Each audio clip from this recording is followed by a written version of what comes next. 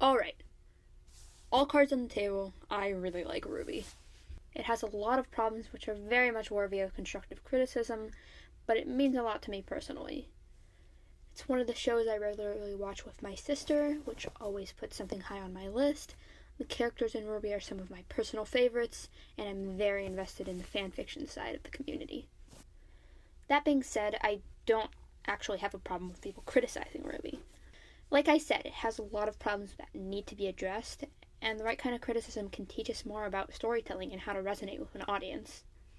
I do, however, have a problem with most of the RWBY criticism on YouTube, because a frustrating amount of it boils down to unhelpful cynicism, bad media analysis, and nitpicking every possible reason to have a problem with the representation in the show. I'll be addressing one video specifically, Why Meg's Backstory Doesn't Make Sense, by Adele, aka, because it's recent and I feel it's emblematic of the problems with these videos in general. First, some caveats. Please don't attack this person. This video doesn't target anyone, nor is it damaging enough on its own to warrant giving this person a hard time. I myself will be avoiding ad hominems in this video because I don't know this person. I've seen one video of theirs, and they don't talk about anything personal during the whole thing. This video is criticism, not a character attack. Second caveat. While I will be discussing the LGBT representation in RWBY, I won't be addressing anything involving the problems with the White Fang. That is a whole other topic, and one I don't feel qualified to cover right now. Lastly, do not extrapolate this to all RWBY criticism. This kind of bad criticism is fairly widespread on YouTube, but if you're gonna watch any RWBY criticism video, please approach it with an open mind.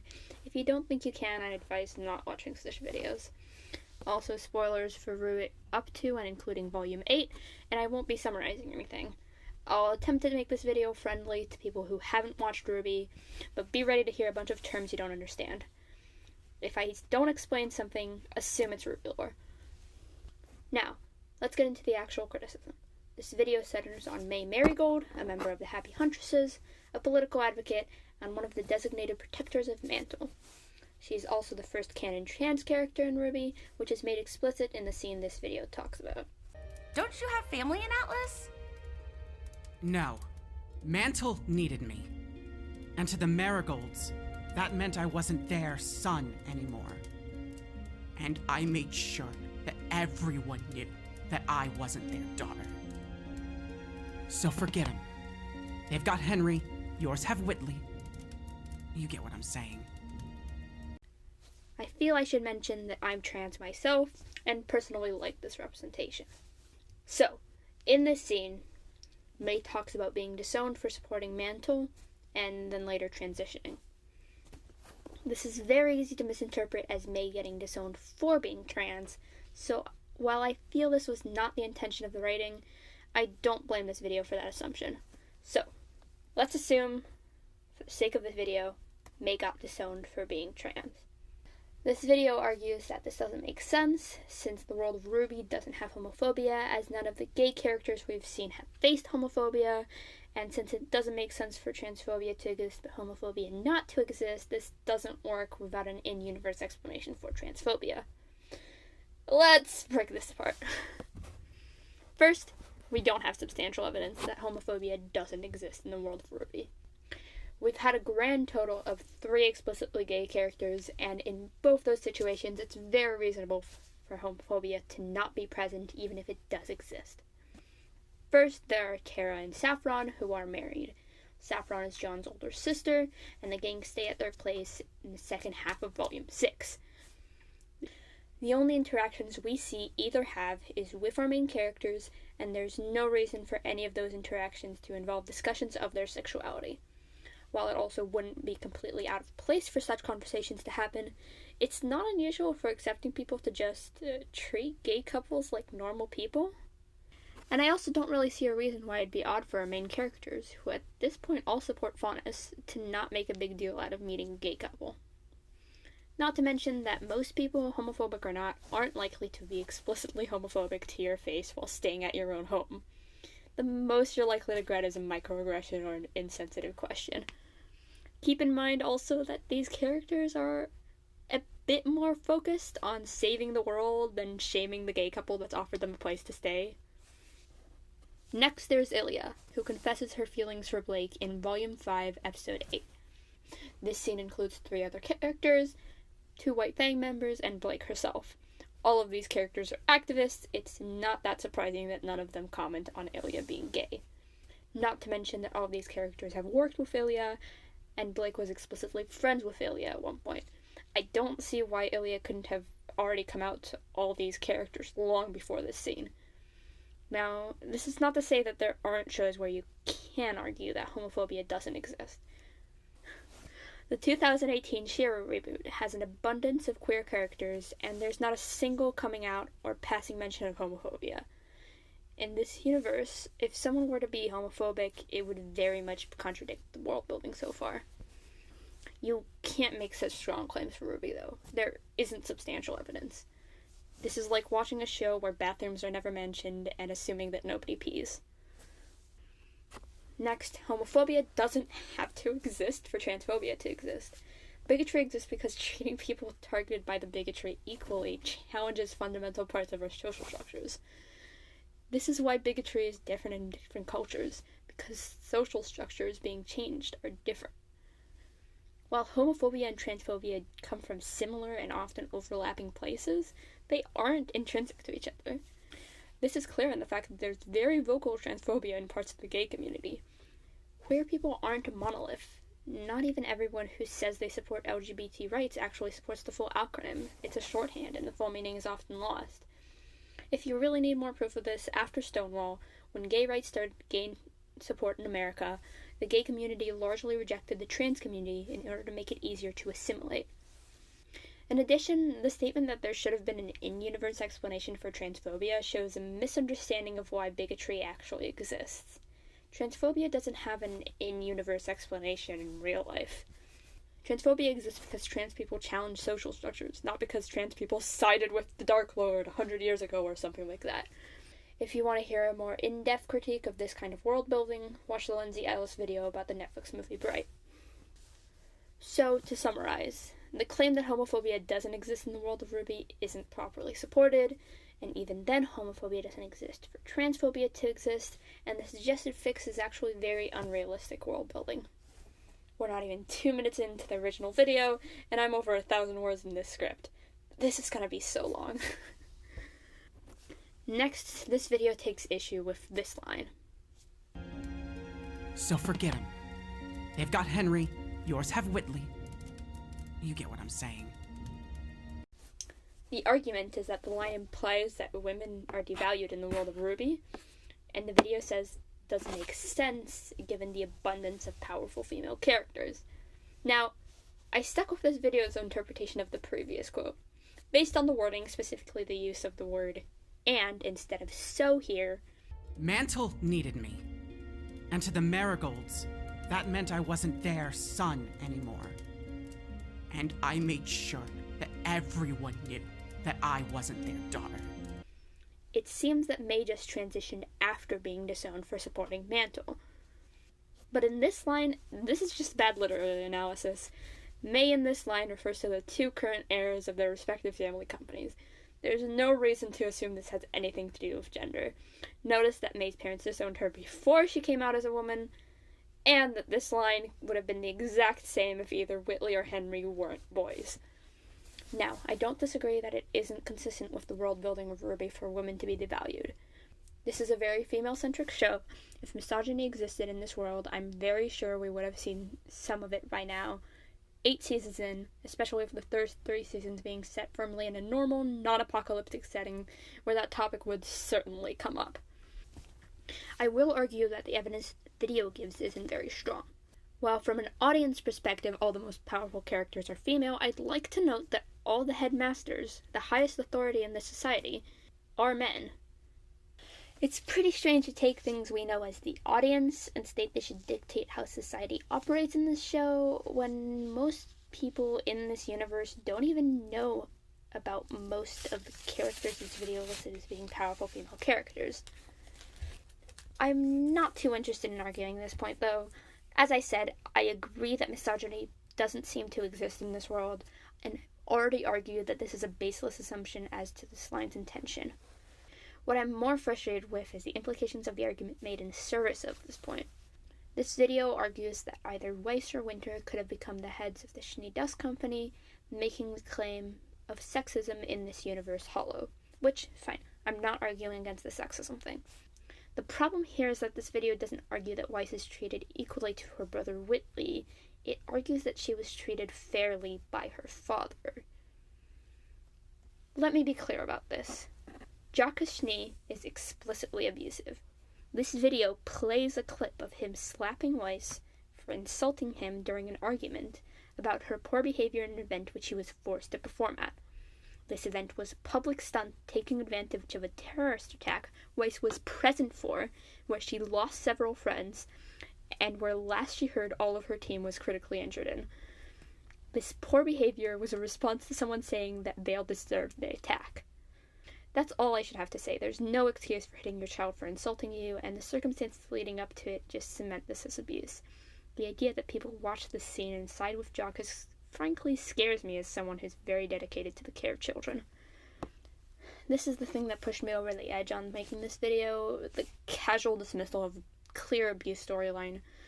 The name of criticism is dangerous. Stories are the way we communicate ideas and shared experiences. Media reflects the society that it's created in, but even more so, the connections and assumptions we make when analyzing media reveal our relationship with the real world. I want to be very clear here. I'm not saying that this video is abusive or is dismissing abuse, but these arguments can very easily be used in real cases of abuse, and also implicitly dismiss the abuse that causes a lot of people to relate to Weiss. This is a bad moral precedent to set, and along with similar content, creates a dangerous environment for victims of abuse. This ultimately isn't the point of the video, so I won't linger too long on it, but it was something I felt I needed to acknowledge. Finally, this video concludes with the argument that just because you, as a trans person, liked a piece of representation, that doesn't mean that all trans people agree, and you shouldn't speak for all trans people.